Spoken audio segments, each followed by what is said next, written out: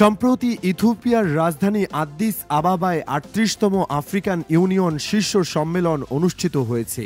শীর্ষ সম্মেলনের চূড়ান্ত বিবৃতিতে অংশগ্রহণকারী ইসরায়েলের সরকারের অপরাধ এবং গাজা উপত্যকার বাসিন্দাদের বিরুদ্ধে তাদের নৃশংস আগ্রাসনের তীব্র নিন্দা জানিয়েছেন।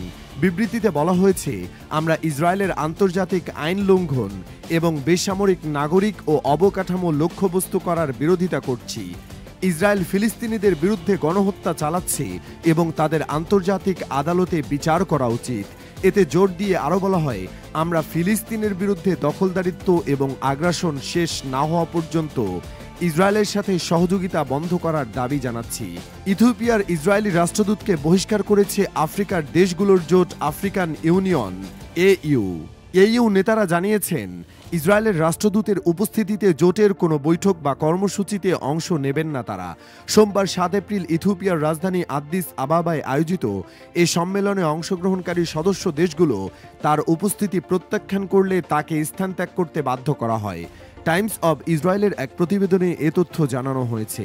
ইসরায়েলের পররাষ্ট্র মন্ত্রণালয় এ ঘটনায় তীব্র নিন্দা জানিয়ে বলেছে, রুয়ান্ডার তুতসি সম্প্রদায়ের গণহত্যার শিকারদের স্মরণে আয়োজিত এ অনুষ্ঠানে ইসরায়েলি রাষ্ট্রদূতকে আমন্ত্রণ জানানোর পরও আফ্রিকান ইউনিয়ন কমিশনের চেয়ারপারসন মাহমুদ ইউসুফ ইসরায়েল বিরোধী রাজনৈতিক ইস্যু যোগ করেছেন।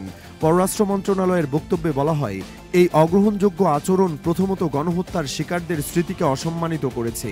এছাড়া এটি রুয়ান্ডান এবং ইহুদি জনগোষ্ঠীর ইতিহাসের প্রতি গভীর অসম্মান ও ভুল বোঝাবুঝির প্রতিফলন।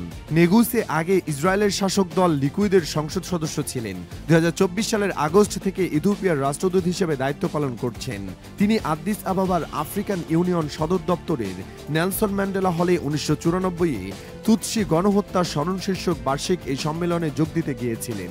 ইসরায়েলি পররাষ্ট্র মন্ত্রণালয় জানিয়েছে, তারা এই ঘটনাকে গুরুতরভাবে গ্রহণ করেছে।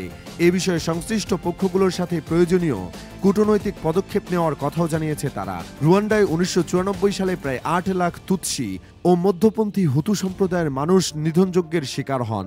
আন্তর্জাতিক সম্প্রদায় প্রতিবছর এপ্রিলে এই গণহত্যা স্মরণ করে থাকে।